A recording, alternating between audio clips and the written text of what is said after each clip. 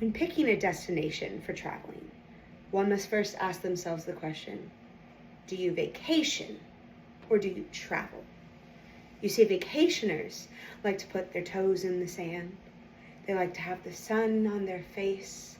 They like a slow pace to soak it all in. But travelers love the adventure.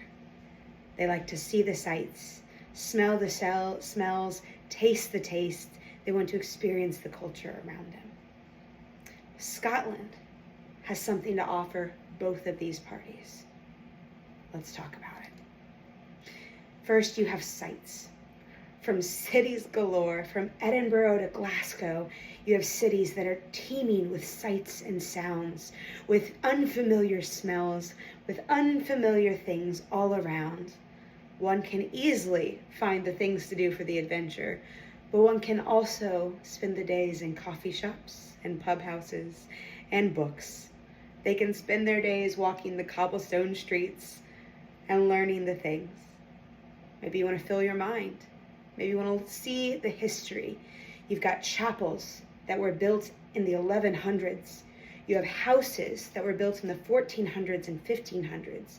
Even the cobblestone streets of Edinburgh were first cobbled in the 1700s. History galore to fill your mind. But maybe you're not okay with just the cities. Maybe you want more. Let's talk about the castles. According to a history and guide to Scottish castles, there are over 3,000 castles still standing today, from Aberdeen to Stirling to Inverness to Edinburgh and all throughout the Highlands. From ruins to preserved to restored, you have castles that still tell the stories of the lives lived and lost within them. History can be beheld with adventure and with leisure. You want to talk about leisure though? Let's talk about the Highlands, the countryside. Maybe the cities are too fast-paced. Maybe you don't want to fill your mind. Maybe you just want to see it all. The countryside offers that. There are hiking opportunities when the days are nice. You've got rolling hills. You've got the famous Highland cattle. You can do it all by foot, or you can do it in leisure style by train. There's an amazing train that goes all across Scotland where you can see the castles from the warmth of a train. You can see the rolling hills of the Highlands.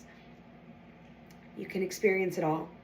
Leslie Garner says, people who travel by train are aware of the dense population of Britain when at the railway stations. But on the train in the Scottish countryside, they must wonder where all the inhabitants are hiding. Let's see the leisure. Let's see the rolling hills. Let's see the open skies. Let's see the dreary days. Let's see it in style. But let's not just see, let's also remember to taste. Scotland has so many traditional foods that are not had anywhere else. From haggis to neeps and tatties to bangers and mash to stovies, which are simply stews, to the Angus beef in the countryside and the haddock on the coasts, the Aberdoth smokies, the Scotch pies. You can taste it all. But if you're an adult, perhaps you want a little bit more. How about some Scotch? T.P. Lyons defines Scotch as malt whiskey that must be made and aged in Scotland. Something that you can only get right there. You can always experience the things anywhere you go. But Scotland offers it all. It offers the rich history of the cities and the sights, the tranquil and relaxing transport to see it all, and the great food along the way. Scotland offers the ability for you to fill your eyes with great sights, fill your mind with rich history, and fill your stomach with great eats.